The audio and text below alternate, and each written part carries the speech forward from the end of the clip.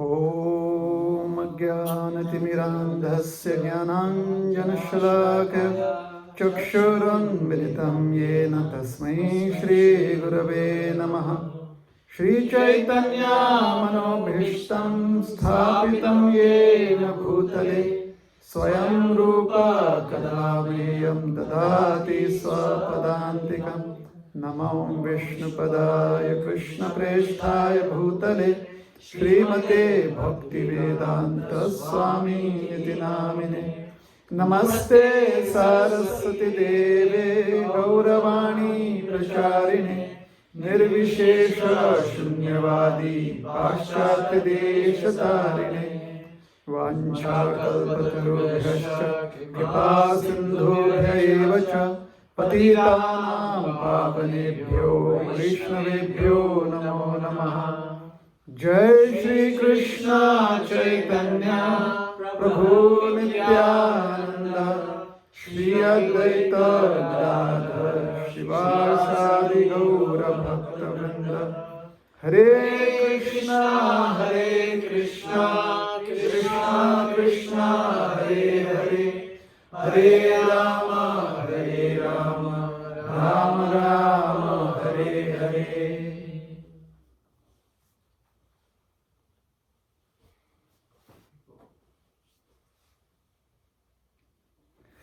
Hare Krishna. Hare Krishna. So, most of you are regulars here, or is there somebody who's a little Every new? one of them are regular. Ashish's sister is from Canada today visiting us. First time. Hi. Hare Krishna. Oh, where from in Canada? Mississauga. Mississauga. Good. Do you work there or you study there? I do work there. You work there? In the industry? Software. Software. Mississauga, big industrial belt. Mississauga, Brampton are like Chinchwad, Pimpri Chinchwad. You know Pimpri Chinchwad in Pune? Twin industrial towns. Is that correct? Kind of. At one point of time, it was about 15 years ago, when I think 1/4 of the entire population of Canada was living in the Brampton, Mississauga area. Oh, really? Really? I'm not joking. Maybe you should look it up on Google. At least that is what the sign there said. Mississauga. Now it's different. Toronto's grown up. Toronto is in its youth now. Yeah. So, self-motivation. It's a buzzword, right? Self-motivated. How to be self-motivated? Should I do Shirsasana for that? Standing up on my head? Fasting? Yeah, some seminars. So it's helpful. So we'll talk a little about the self. I'll tell you a story. So many ages ago, when there were kings and kingdoms on this planet, horses, people riding on horses, armies like that, cavalry. There's a beautiful kingdom, very prosperous.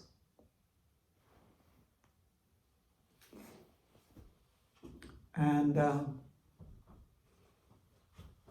the people there had a lot of resources, lot of facilities, minimal taxes, like a welfare state without the homeless. Idle town. Yeah. They had a peculiar custom.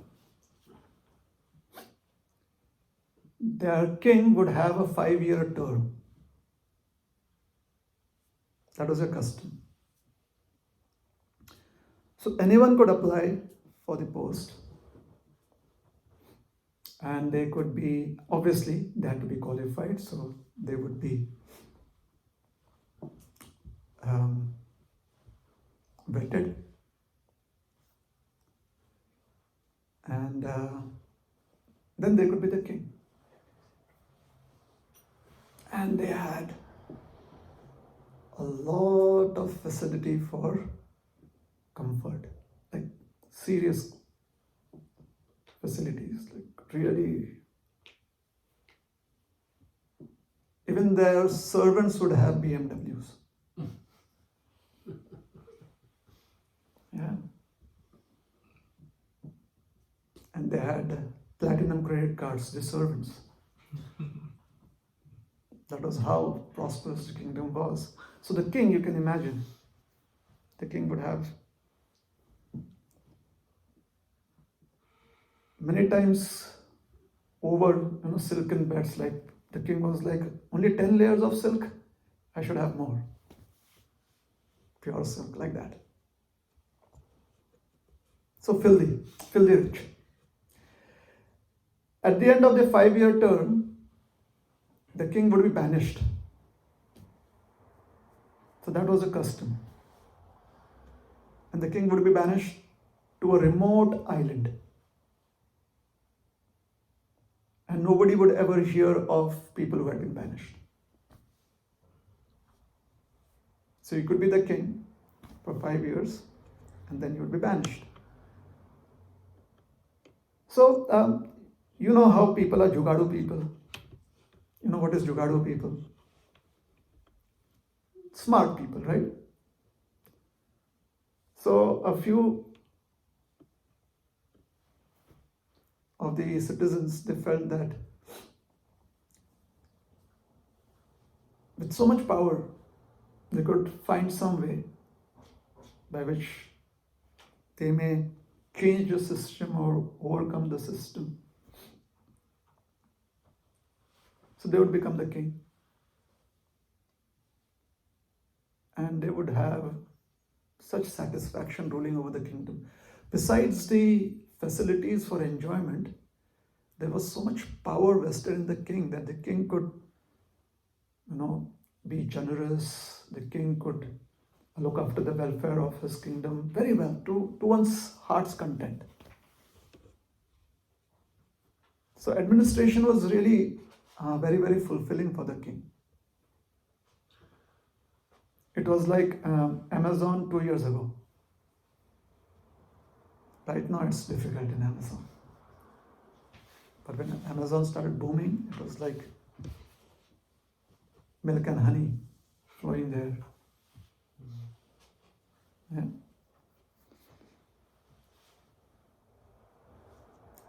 So anyways, the first year they would just absorb everything. The second year they would realize that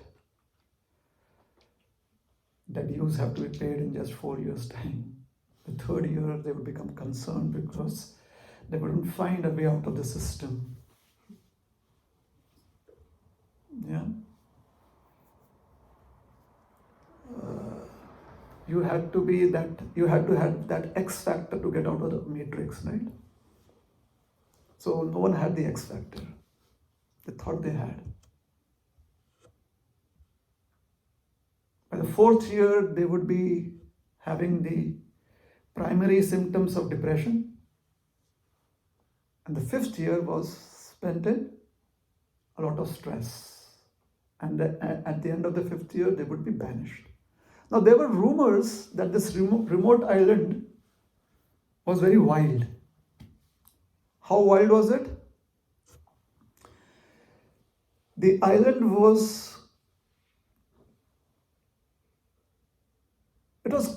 totally unexplored. And it had a lot of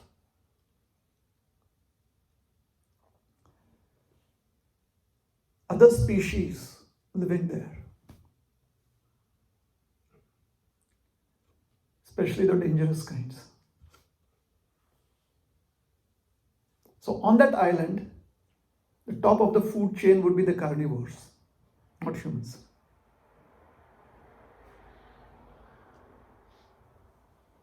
since it was a lush and green island, there would be enough on the bottom of the food chain too. Only the king would be banished to that island. These are rumors, all right? They were just rumors. People would hear. Somehow rumors fly. Nobody knows how they come about, right? So just rumors. And then none of them who had been banished were ever heard of again. So the folklore, the understanding amongst the citizens was that they would be eaten up by the carnivores there. So time went on. There were about 15-20 generations of kings like that. Lalit, is it interesting? Yeah? Okay. So 15-20 generations of kings ruled, went through depression, stress, finally just gave up, like what, there's nothing we can do. Got banished to the island, never to be heard of again.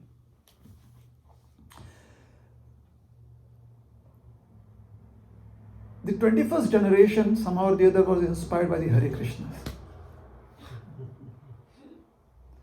And some sky plane flew by, dropped pamphlets. Something happened.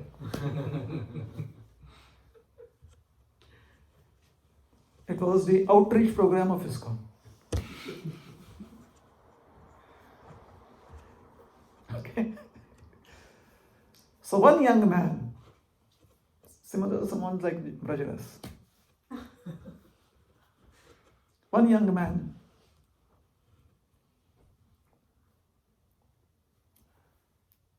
already was a little eccentric, therefore fits you. He had this sudden brainwave or eureka moment, I want to be king. So his parents were like, shh, shh, shh. They were trying to give him some sleep medicine so that he could sleep. But he just broke loose. He said, no, I want to be king. So then the neighbors heard they needed a king. It was vacant for some days, the throne. So this was 5 years plus 2-3 days like that. So when the neighbors heard, they said, hail our king, hail our... People would be very happy to make somebody the king, isn't it? Correct? Like everyone is very happy to find someone who can distribute prasad. As long as we are in line to with plate for prasad. So who's going to distribute prasad today? He. He's best suited. Or she. Very rarely it's I, because you're never sure what would happen. Unless until you know the game that if you are serving prasad, you get to keep 3 plates for yourself. If you have the inside news, then you would be like volunteering every time. So anyways, they were all very happy. They anointed him as the king, so he started ruling. And he was a happy fellow.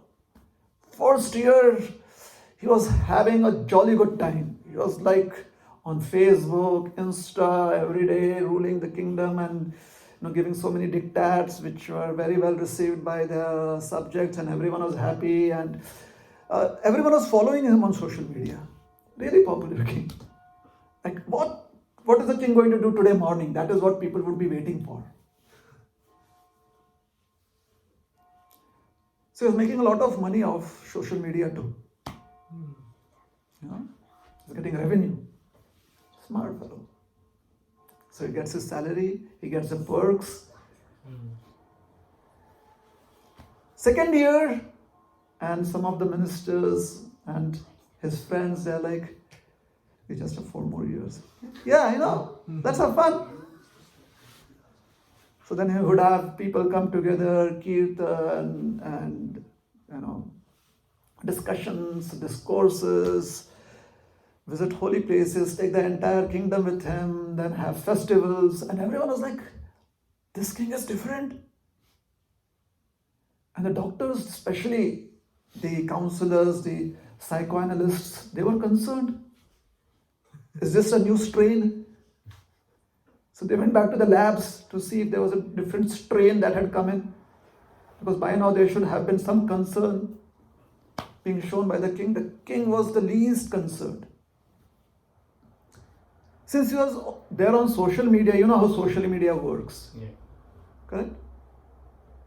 You can actually draft a lot of your presentations and then be away for 2 days and people wouldn't even know because you have so much already uploaded and you premiere it. So that was, he was very good.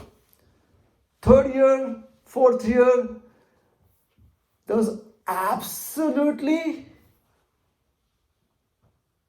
no concern being shown on in his behavior. Every year he was becoming all the more happy, all the more excited, all the more full of life. So the citizens thought that, yeah, sometimes you need a really mad king too. As long as everyone's happy. So they were all happy. It comes the 5th year, 365 days done of the 5th year, everyone comes and says, banish the king, banish the king. So the king comes out in his best of dress and he brings his best of chariots. He's like, hello everyone, Hare Krishna, yeah, I'm leaving, don't worry, you'll hear from me. And people are like, anyways, this is a story to tell our grandchildren and great-grandchildren. Once upon a time we had a king like that. So they banished him to the island. Now they were looking for a new king. So they found a new king. A couple of years passed. And then they see a ship come to their shores. And the previous king lands on the shore. He's like, hey everyone, how are you doing? How is your new king? And they're like, you came back from the dead. He said, no, I never died. So all the other kings, are they alive too? No, they are dead. I saw their skeletons. I offered my prayers, did Anteshti for them, so that they could have a good destination. How did you survive? He said, very simple. When I would have things premiering on social media, I would disappear from the city. I would take a few skilled personnel with me to the island. And I started developing that land. I was taming the wildlife there. I made a sanctuary for those who could not be tamed. Fenced them in. I dug wells. In fact, I have a better palace there than what is here. Nice courtyards, nice orchards. And I have the latest PlayStation 5 too. On that I play Hare Krishna games. They're like, how did you do it? He said, I read the Bhagavad Gita, that plane, that flew. They dropped something. So I read it. They said, what did you read? So I said, okay. If you want to know what I read, so pull out the Bhagavad Gita right now and I'll tell you what I read. So everyone's ready? Yeah? So we are going to read this verse from the Bhagavad Gita. Alright? This is chapter 2, verse number 69. Everyone's got that? 2.69. If you go to Google, just type BG 2.69.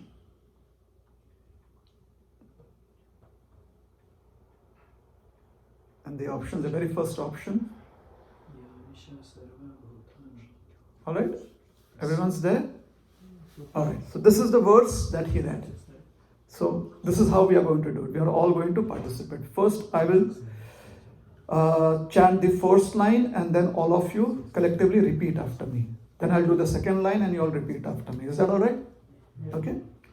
Ya nisha sarva bhutanam tasyam jagarti samyami yasyam jagrati bhutani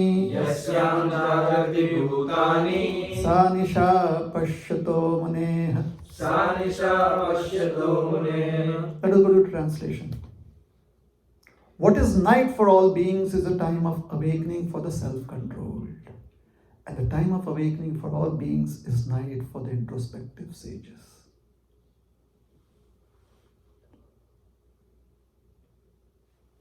Well, it seems very catchy, isn't it? Maybe we could meditate on this verse this week, right? Night for all beings is a time of awakening for the self-controlled. Who is a self-controlled entity? Somebody who has a strategy in life. If you have some strategy in life, you exert control over your other senses, right? Yeah. If you don't have a strategy in life, then you'll be confused, bewildered, or you may just be lost. Yeah. So what is night for all beings? Those who have not figured out what is the strategy in life on a daily basis, weekly basis, monthly basis, yearly basis, and long term. Well, they have to be open to a lot of ups and downs in their lives. And they would not be sure of how to handle it. Sometimes they would be good at it, a lot of times they would not be able to figure it out. But the self-control is that which knows what is it that they want to achieve in life. So they are just distracted, they use their time much more judiciously. Their energy is well spent. So that is it. Basically, they are very frugal with how they should not be wasting their time. They're very frugal in that. So that is self-controlled. So when everyone else is bewildered, and therefore they are trying to understand how to figure out things in life, this person is sleeping. Because this person has already figured out what has to be done in life. Right? And finally, when everyone who's confused gives it up like, forget it, whatever happens, happens, let me just have a nice sleep. When they go off to sleep, this person is awake and working on his or her strategy. So since this person is awake and working on the strategy, that person is called as being introspective. Yeah? So the difference between an introspective person and someone who is bewildered is just that the introspective person has figured out how to decrease wastage of time and energy. That person's just figured it out. Now it could be by default because it's making optimal use of one's time and energy. So it's not really very mystical, it's just physics, I guess. So that person is, logically that person has figured out what to do in life. Now for those who have not figured it out, what could be the challenges? Like the other kings, they could not figure out. They wanted to figure it out. They became kings. They had the facility. Somehow they did not have the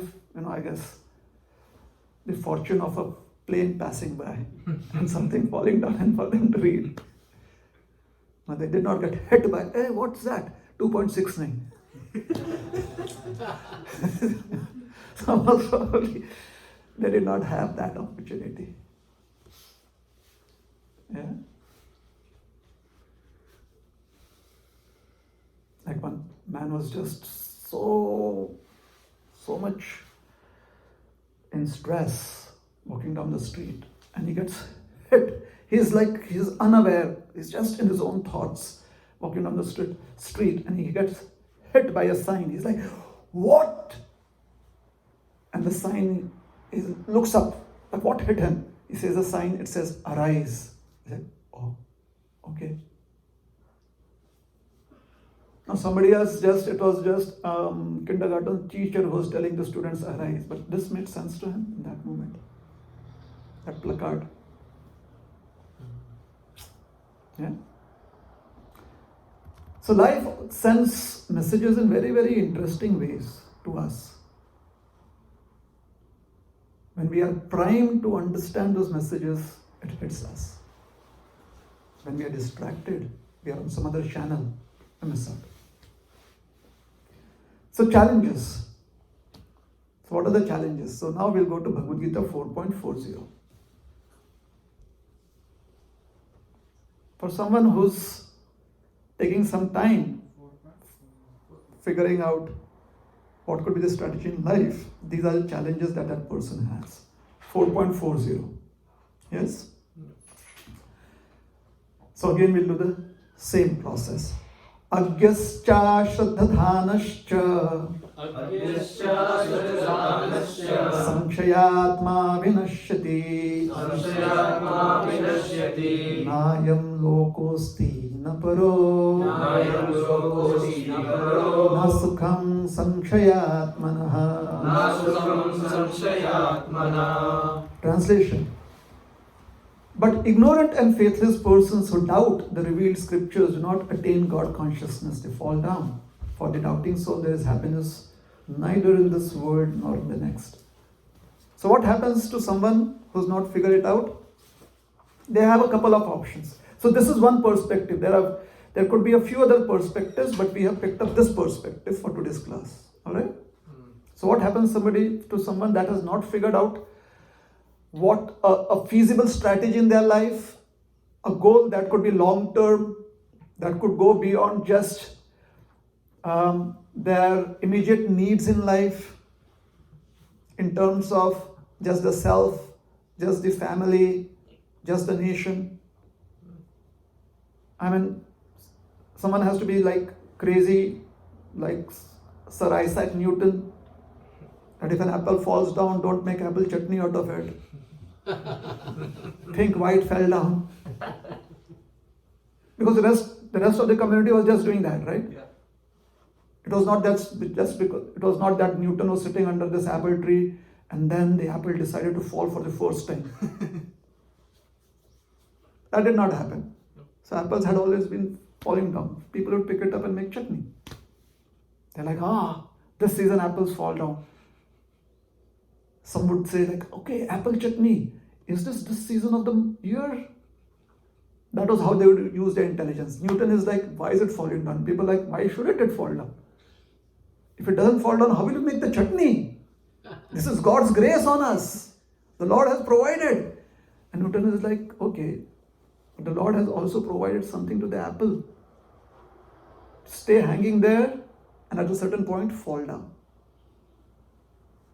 So the Lord is not just providing you for your stomach, the Lord is also providing you enough food for your intelligence. So if someone has not been there, someone is not in that situation, then what could be the options for that person? First, the option is stay in ignorance. Second, the option is having not figured out things in life, after a couple of years, a couple of decades, become faithless. Those are the only options, right? So agya means ignorant, ashraddhadhana means faithless. Right? Samshayatma. Now this two, agya and ashraddhadhana, ashraddha, if they decide to let their state just evolve to the PhD level of such confusion, then that is called as Samshayatma.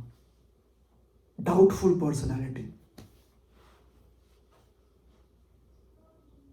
So doubtful personality with lack of faith is a dangerous combination.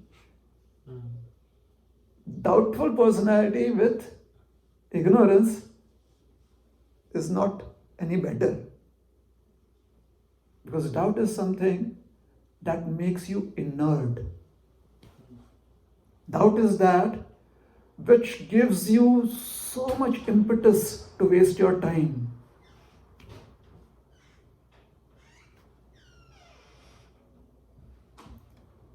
When you have, see, doubt is different from being inquisitive. True. That is what we are trying to discuss. Someone can say, oh, if you have doubts about scriptures, so is that wrong? No, you are inquisitive about scriptures. Don't be doubtful about scriptures. Be inquisitive. Try to find out. If Newton would have been doubtful, oh, apple fell down, is there a ghost around or what? What if all the apple fall on my head? Will I die? So he's inquisitive. Isn't it? So, these options are not very helpful. And we see that this is actually true. There could be temporary phases of ignorance, doubt, faithlessness, or there could be long-term phases of such situations. And the life energy that we have is only used for basic, for trying to meet the basic needs of life. We are never able to figure out, or we are never able to give proper food to our intelligence. Yeah? So, verse number 4.41. Next verse. Yoga sanyasta karmanam jnana sanchinna sanshayam atmavantam na karmani nibadnante dhananjaya. Translation. One who acts in devotional service, renouncing the fruits of his actions and whose doubts have been destroyed by transcendental knowledge, is situated factually in the self. Thus, he is not bound by the reactions of work, O conqueror of riches. So Krishna is hinting at what could be the remedy in this verse. What is the remedy? The remedy is that expose yourself, stand there right in the middle of the street and say, let me be hit by 2.69 from somewhere, somehow. Explore. Explore beyond what the standard means of livelihood train you to be. The standardized version. Explore beyond that. Try to explore beyond not just the parameters, but also the ingredients that have been standardized for us in terms of living. Try to explore beyond that. Why should we explore beyond that? Because we have the facility to explore beyond that. Today there's this gentleman somewhere in South California establishing some outposts also in Texas who says, I'll go and live on another planet. Anyone wants a one-way ticket there? And there are people there who have signed up. One-way tickets. But 4 years ago, this sounded like a crazy idea. Now with the kind of UAVs we are developing, unmanned aerial vehicles, selfless driving, AI into the picture, seems feasible. Correct? Yeah. Now, if you are just looking for a good package in his company, and that's just wanting to be a slave of his company. However, if you want to be an innovator yourself, the facility is there. Whether the resources are there or not, that is another concern. The facility to be inquisitive is there. This is the benediction of the human form of life. So that is what Krishna is trying to encourage us here. Use that facility. And for that you're going to need knowledge. And you know how knowledge is? You walk, somebody just pushes you into the classroom and there's this crazy person who's like dumping you data. And you're like trying to sift through that, okay, this, nouns, pronouns, adverbs, adjectives. History, sociology, biology. You're trying to sift through all of that, figuring out what could be the optimal use of your human time and energy. See what knowledge does? If we had not gone through that, we'd still be sitting in some satsang program in some remote corner of the world. But we'd be worried about, is there sufficient prasad or not? Which could be the concern even here. It's the opposite here. But here, you also are interested in what knowledge you can gain more. That facility is not available if you've not been through this process, if you have not sifted through this process of accumulating data and analyzing it. So you see how knowledge is very important? You figure out what kind of gel works with you, then you can have a nice profile picture on Facebook.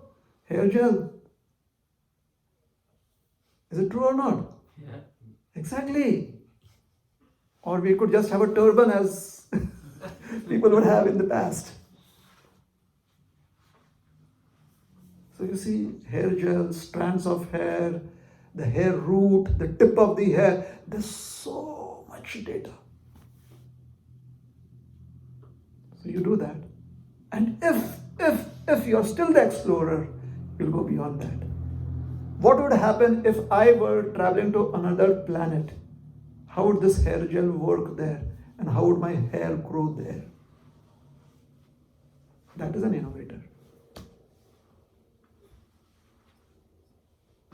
Yes.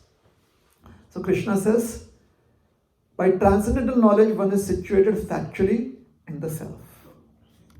And we'll conclude with the next verse of the Gita. This session, this part of my presentation, all right? Next verse is 42. Tasmad ajnana sambhutam ritastham jnanasinatmanah chitvainam sanshayam yogam Atishthotishth Bharata.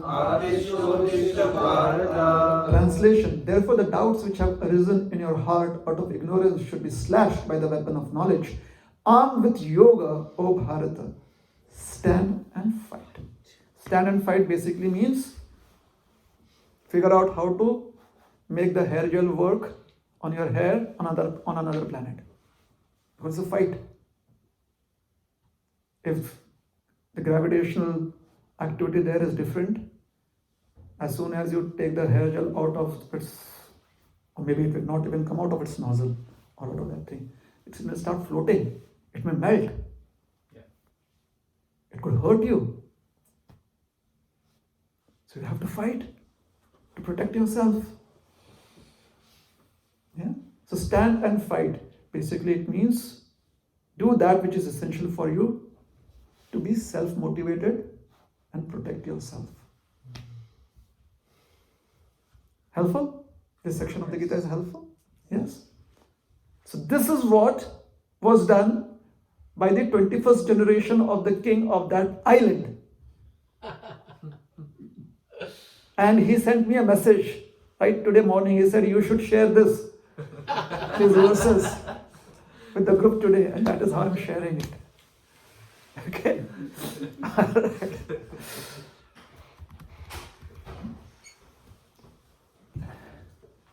there is this beautiful book. It sounds like the book, it seems like it is full of grandma's tales. Because most of that would have been heard by previous generations. Like our grandma today is YouTube.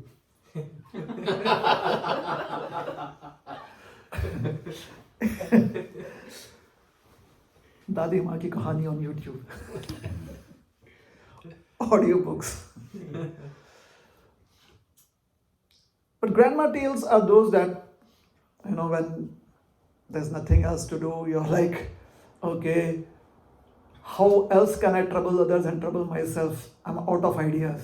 So you're just like, Grandma, can you just help me pass my time?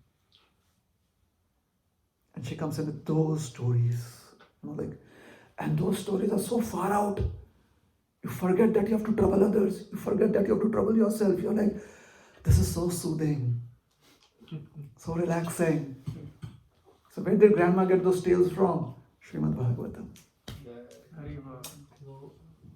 Other Puranas. Yeah? Now, physics could be interesting if you just look at the stories of physics, and it could be tedious if you look at the literature that's there. Correct? Yeah. I mean, Einstein never had to study Newton's laws. Newton had never to. But they left everything for us. What a burden. Isn't it? But then they never had the refrigerator, did they?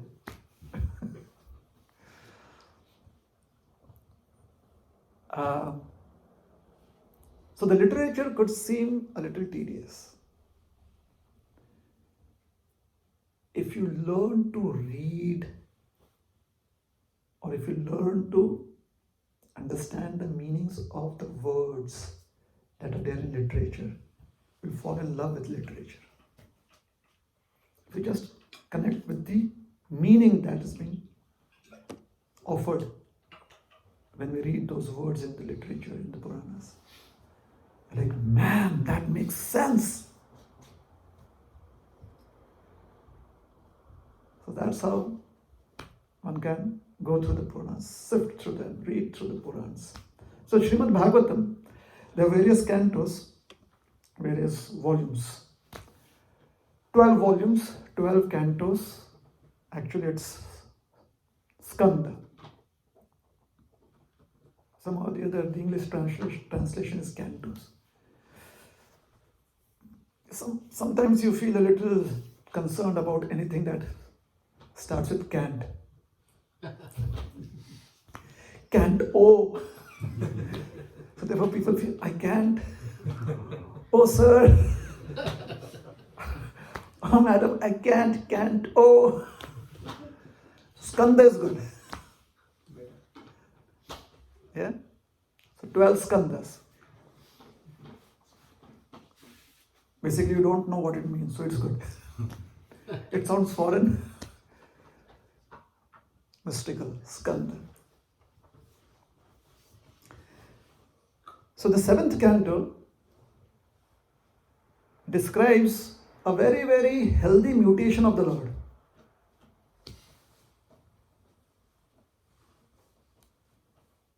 Healthy, beneficial. It's not a mutation, but form. Scientifically, people they feel if something does not fit in a particular category, it's mutated, therefore we can say. What is that form of the Lord? Nrsimhadev. He has the torso, neck downwards, except his nails. Everything else is of a human. And mind you, he does not have a tail. He only has the head of a lion. Have you ever seen Nrsimhadev have a tail? No.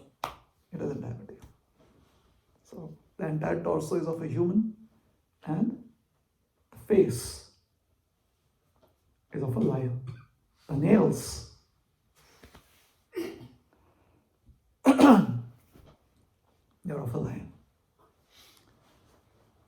So Nrsingadev,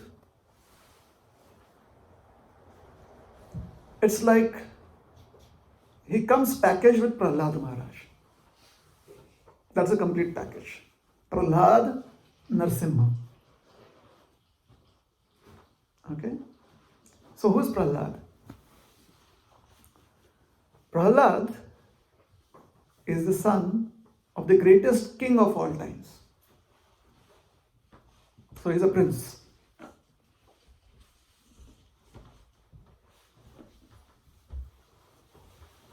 There were other siblings, but Prahlad was the one who would always get straight A's. So his father was always posting on his social media, my son got all A's. So his father was very proud of Prahlad. The other sons would sometimes get A minus. He would always get A plus. Prahlad. And Prahlad was so generous. He would help others also do well in their exams. So he was loved by everyone. And Prahlad, tell us what are the 20 most important questions that could come. And Prahlad would figure it out in his brain, He had that kind of aptitude. He could just figure out from how the chapter, the lessons were being taught. He could figure it out. And the children would all do well. So they were all sold out to Prahlad. Like, Prahlad, you helped us pass in our exams. Our parents are happy. Every day they are giving us vegan ice creams. What? How can we repay you? Prahlad said, all right.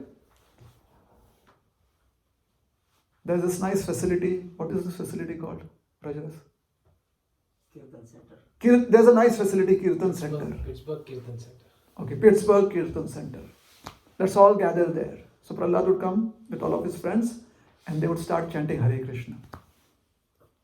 Now some of those friends would post this on social media. News would spread. So the news spread to his father, who was against Kirtan. Well, actually, he was for Kirtan when it was done for him. So there was Kirtan like, Om Jai Hiranyakashipu.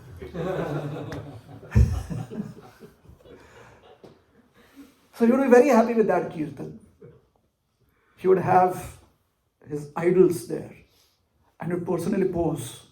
Does this look more benevolent? Does this look powerful? They would have images like that. And people would go and worship, offering lambs to Hiranyakashipu, offering flowers to Hiranyakashipu.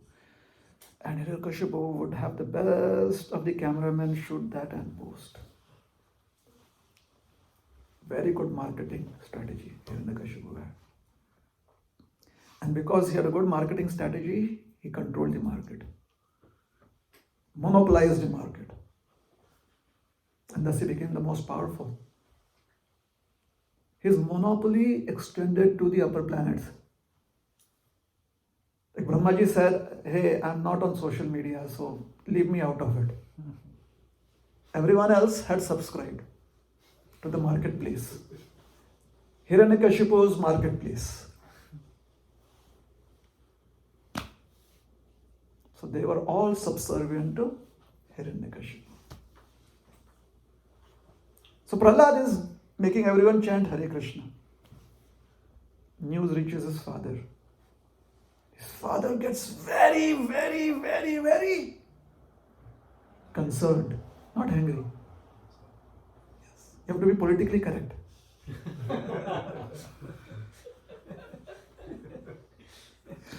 Hiranyakashipu is still ruling as of yet. So very, very, very concerned. So he called in the teachers of Prahlad. Their names were Shanda and Amarka. Beautiful names, right? Very catchy. So Shanda and Amarka, oh, they were such scholars. Amazing. They knew the scriptures like the back of their hand. so good at it. In their hearts, they accepted Krishna as a Supreme Lord. Unfortunately, their hearts were very weak. They were very weak-hearted. So although they believed that Krishna is the Supreme Lord, they doubted themselves that is our belief correct? Maybe Hiranyakashipu is the Supreme Lord.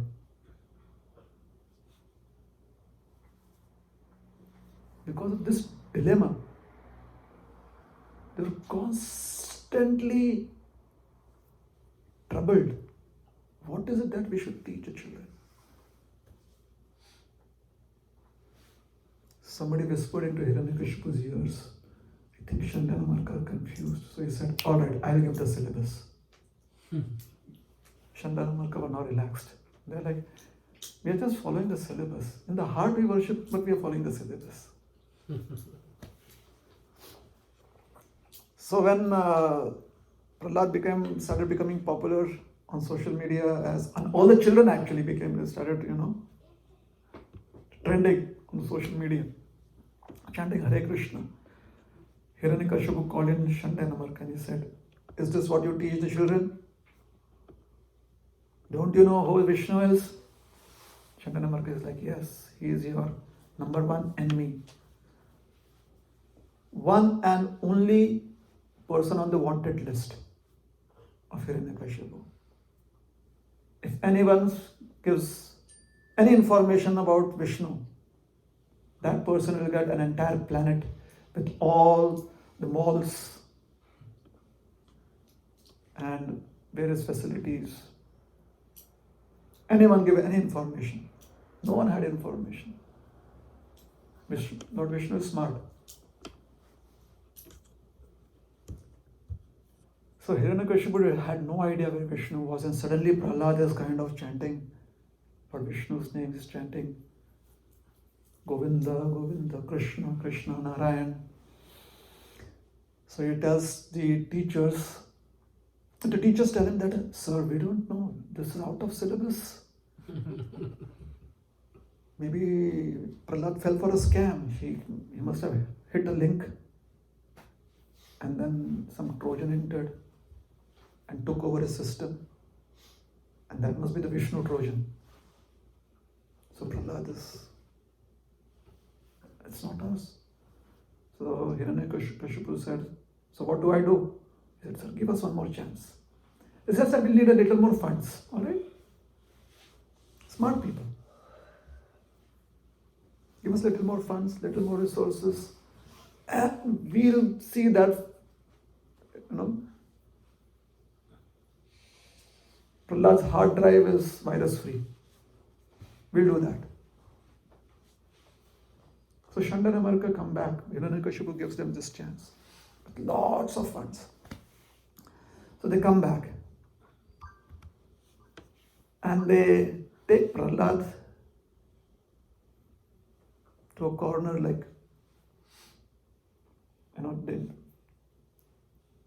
they are alone with Prahlad and they ask him, Vatsa Prahlad Bhadram Te Satyam Kathe Mahavrisha. Oh Prahlad, you are so fortunate that all fortune be bestowed upon you. We'll give you all vegan ice creams, chocolates, all fortune. You can also go to Disneyland. We'll arrange for it. One of Prahlad says, what about a trip to NASA? They're like, yeah, we'll throw that in too. All auspiciousness to you, Prahlad. Bhadramte. Bhaganati kutastubhyam esha buddhi viparya. Where did you get this data, this information about Vishnu? How did your mind get polluted with Vishnu's information? And they asked him, tell us in secret. We promise you, our lips are sealed. We'll not tell anyone. Whatever you whisper in our ears, it will stay right here. And and let death come to us. We will not reveal the secret to anyone. Prahlad is just looking at them. What kind of alien language is this? I don't understand it. So they simplify it for Prahlad. They ask Prahlad, "Oh Prahlad, has this pollution of your intelligence been brought about by you or by the enemies?" Prahlad, you know there are enemies, right? You have to be very careful. They can be very dangerous. And this is how people scare you into being subservient.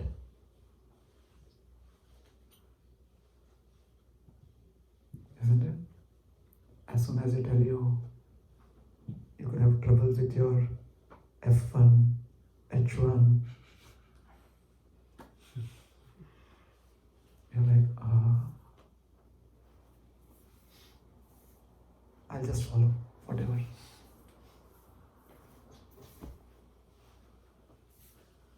So Prahlad, is it the enemies? We are all your teachers and are very eager to hear about this. Please tell us the truth. Have you heard this before?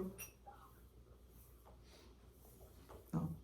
What is the average age, except Lalit? Lalit is out of this equation. The average age in this room, what could be the average age? 70. Average? No. The average age. 35. Oh, I thought average death age. 34, 35. 34, 35? Lalit, you're? 7? 8? 7? 7. Okay, we'll take 7. He was like, yeah, I'm 7. Prahlad is 6. I mean, he doesn't even fit on any of the mean median mode of the graph. He's way outside this graph. He's 6. And the Srimad Bhagavatam explains what is Prahlad's reply. Okay? So if you can type SB 7.5.11. Search for SB 7.5.11. We are there? 7.5.11. 11. Yes.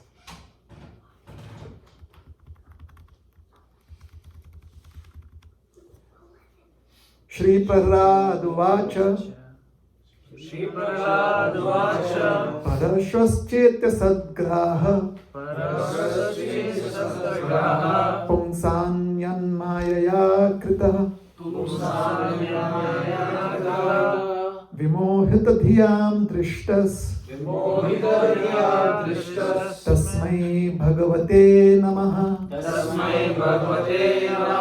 Prahlad Maharaj replied, "Let me offer my respectful obeisances unto the Supreme Personality of Godhead, whose Maya, external energy, has created a distinction of my friend and my enemy by deluding the intelligence of men." So Prahlad has been asked, how did your intelligence become polluted? And Prahlad's answer is,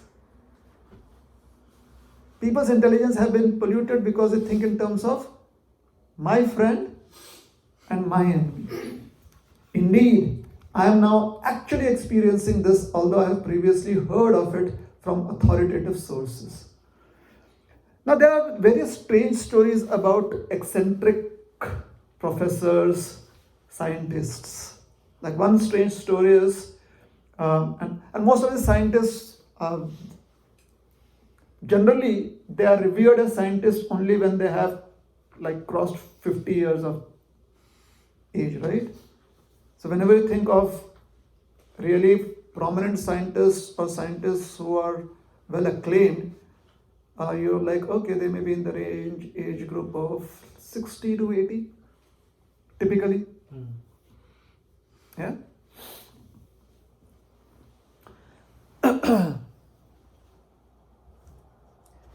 So one such scientist was into, in his lab, and there was something interesting happening, very, very involving.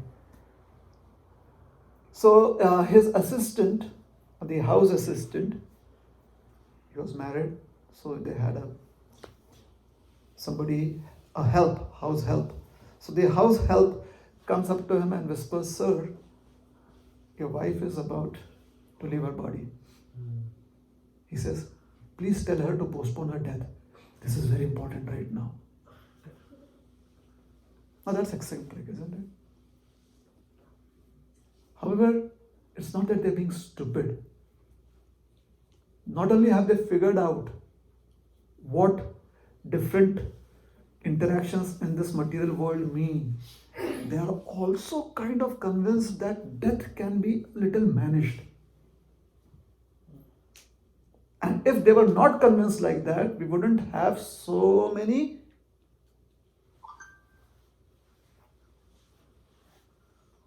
advances in medical science. If a doctor was not convinced that death can be managed to a certain extent, then we would not have advances in medical science. Is that true? Now, obviously, in the ultimate sense, they realize that at one point of time, you have to give in to death. But they try to challenge it as far as they can. So that is what makes them a little eccentric. They are not really eccentric. They are very thoughtful, and hence the way their thought process works is, it's like electricity, 440 volts. Is it 440 volts right now? Here also in the wires, 440 volts? Here is 120 or 140. 120. 110? Okay, 110 volts. What would happen if you touch a naked wire with 110 volts? It's not good. It's really not good. But is there anything happening to the copper wire itself? Oh, no. Now what if the voltage increases to 10,000 volts? What would happen to the copper wire? It will melt. Science makes sense. So it is not that the copper wire is unaffected by the current. However, at 110 volts, it has sufficient resistance to let the flow of energy happen and not be much affected by it. We are not able to tolerate it. Scientists have a much higher capacity of thoughtfulness. So when they express their thoughtfulness, we are not able to understand it. All right? And what does a scientist do?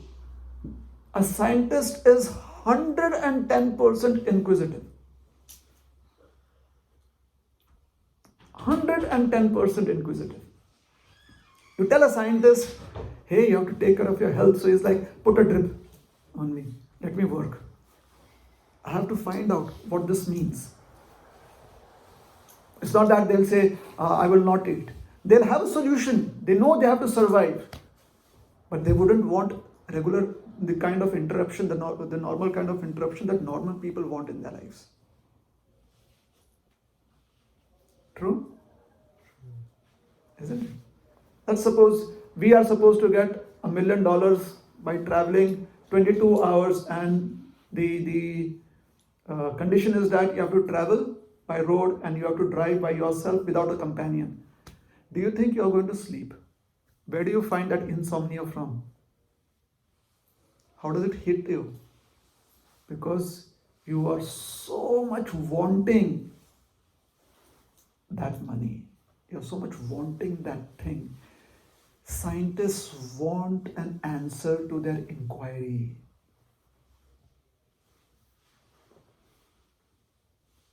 All right? So therefore, a scientist is never able to understand this kind of differentiation between friend and enemy. They say, let the politicians handle that. They are into understanding, into getting answers to certain interactions in nature. Therefore, Prahlad at 6 years of age is expressing that attitude, that kind of aptitude. And it's like a slap back onto the teachers' faces. Because they're asking him, is it the enemies? Did the enemies hit you? Did they spam you? And Prahlad is like, what do you think? I have the most secure firewall. I don't let these kind of my friend and my enemy dichotomies hit me. Because I understand these dichotomies hit people who are having a wonderful romantic affair with Maya. They're like, I love Maya so much. Sometimes she's a little difficult, but generally it is so comfortable. So, and we'll conclude with Prahlad's statement in the next verse. So, verse number 12. Sayadanu vrata pungsam pashu buddhir vibhidyate anya esha tathanyoham iti bhedagata sati. Translation. When the Supreme Personality of Godhead is pleased with the living entity because of his devotional service, one becomes a Pandit. Pandit means somebody who has figured out the answers to all their queries, the present queries and queries that are there. So one becomes a Pandit and does not make distinctions between enemies, friends, and himself. Intelligently, he then thinks every one of us is an eternal servant of God, and therefore we are not different from one another. As soon as we think someone is different from us, and especially if they're better than us, there arises a creed within us that we want to be better than them. We want to possess what they have if we think that is attractive. Just imagine if we are free from such perspectives, so much of our time and energy will be saved.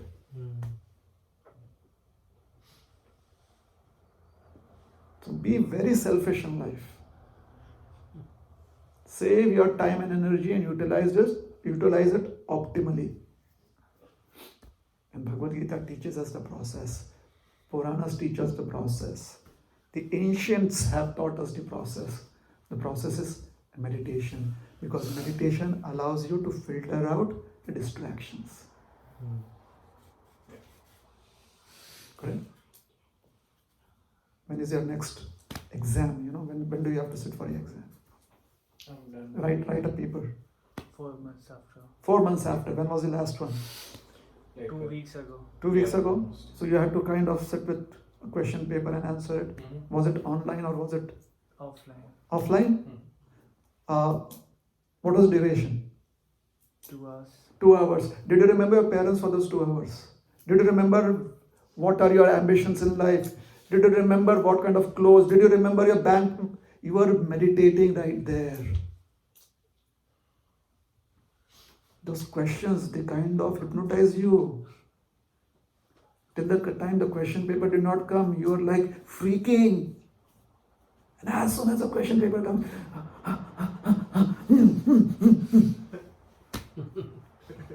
one pointed attention, you're in samadhi.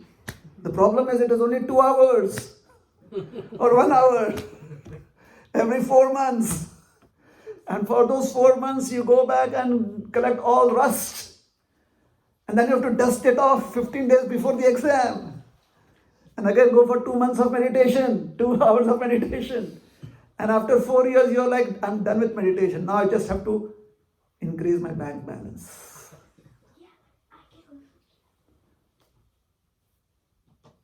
So you let the 4 months of training become everyday life and you let go the 2 hours of meditative sessions that you would have, what you did, what was beneficial for you. Therefore, no one can help you as much as you can help yourself. So be the most selfish. Just as that king of the 21st generation was. Very selfish. But his selfishness was not based on taking resources from others. His selfishness was to see how better he could grow. Srila Prabhupada, Acharya would say that the Supreme Lord is so intelligent that he has made arrangement for an elephant to get its food every single day and an ant to have its food every single day. So do you think humans really need to do their masters just to get food? Unfortunately, humans think like that. So there can be no better zombies than humans who have convinced themselves that for eating, they have to do their masters. For sleeping, they have to do their masters. Humans should be thinking that they have to do their masters to go to other planets, not just to apply hair gel, but to see if they can meditate on those planets too.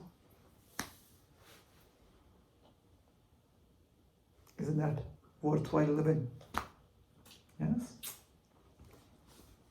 So, please go through the scriptures, understand the meaning, and see how you can apply it in your lives in very, very practical ways. Somebody asked Srila Prabhupada, what is Krishna consciousness? He said, being conscious of Krishna. Like, oh, that's so easy. It's so easy. But down the line, you're like, it's so difficult. I've never heard anyone say it's so difficult to be conscious about eating good food. Although they have to struggle so much for it. You cannot just chant on rice grains and it becomes biryani. But you chant on beads and you can go into deep meditation. I've never heard anyone say that,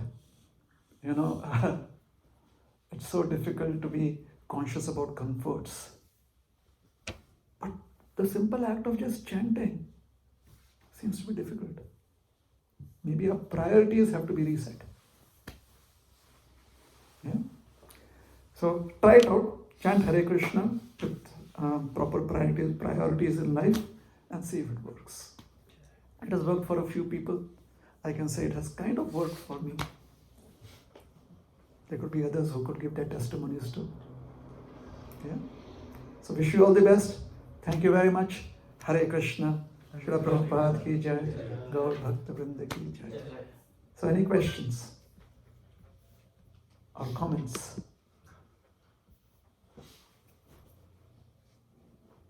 Do you have a question? First of all, very nice connections you made between the verses and brought the whole point back. But in spite of being inquisitive or being open to ideas, the dualities of this world still affect. And when these dualities sometimes are so strong that they take away the intelligence, and then you fall down to levels that you wouldn't otherwise have gone. So how do one handle the dualities of this world? Do you know the story about the scientist and the boatman? How many of you have heard the story about the scientist and the boatman? Okay. You should do a drama, Rajas. Yeah. Do it sometime. No. I mean, okay, no. You can narrate and then we'll do it next So a week. scientist was going back to his hometown, his village, after like a NASA scientist, let us say. He's going back to somewhere in Africa, through jungles and a really remote place. So finally he has to cross a river, needs a boatman. So a boatman takes him on onto the boat. They are rowing across. The scientist looks at the boatman and he says, this looks like a simpleton. Maybe I should give him some tips. So he asks the boatman, have you ever studied biology? And the boatman said, what? He said, biology. The structure of the body, the structure of how other living entities, their bodily structure. Have you ever learned that? Studied it? He says, no, sir. He says, 25% of your life is a waste. Then he asks, have you studied it? So, have you studied A?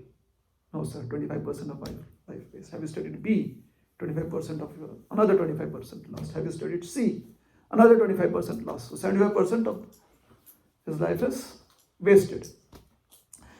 Now, there is a storm. A storm comes out of nowhere, like a whirlwind. And the boat is about to capsize. He says, where are the lifeboats? He says, this is just a boat. There's no lifeboat. This boat is the only lifeboat. So he tells him, sir, you have to jump across and swim. He says, I don't know swimming. The boatman says, 100% of your life is waste. So coming back to your question.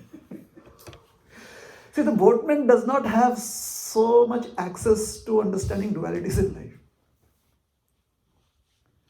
So, a knowledgeable person is one who knows that when one is, it's like, let me give you this example, and then I'll conclude with, or I will complete this statement. I'll stop here. Most of us have come to the Indian format of education. Who's not done that? Any of the adults? So we understand the Indian format of education. 10th standard, 12th, then there is graduation, post-graduation, right? Bachelor's, master's, PhD. So 10th grade, 10th standard, 12th standard is still the same in India, correct? In 10th standard, after 10th, what were the subjects that you all stopped? Getting more data on. Typically, I'll tell you what it is. History, civics, geography, social sciences. Is that true? Is it not? True? Social sciences given up. 12th standard, what did you decide to give up? If math, did you decide to give up bio? Some people do that. Biology, they give up, right? 12th, if you take commerce, you give up science and you take up some of math. True? So a knowledgeable person, a person who's acquiring knowledge knows when to give up what.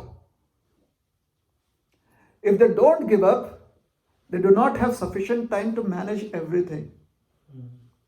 Unfortunately, in life, especially when we try to deal with the principles of life, we accumulate a lot of things which creates so many dualities on different levels. Too many accumulations. Right? I'm getting married. Oh, then how will my partner deal with my father and my mother? Or duality.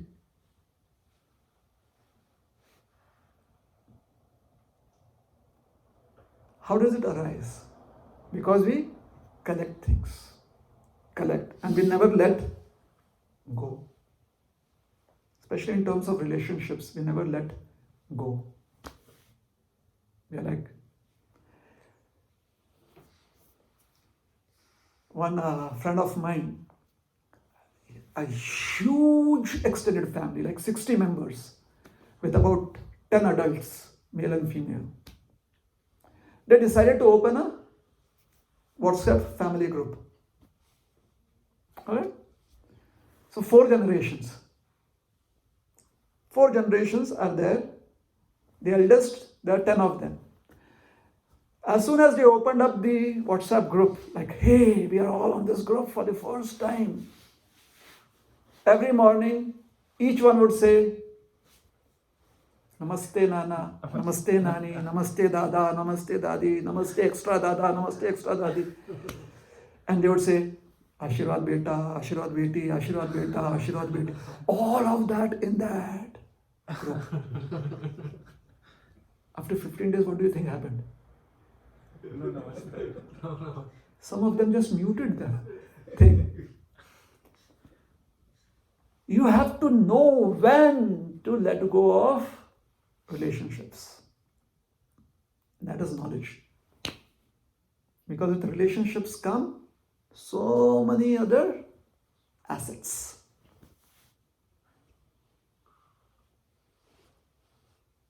Right? Yeah. After 25 years, you can have an alumni meet with all those relationships that you have in the past. That works.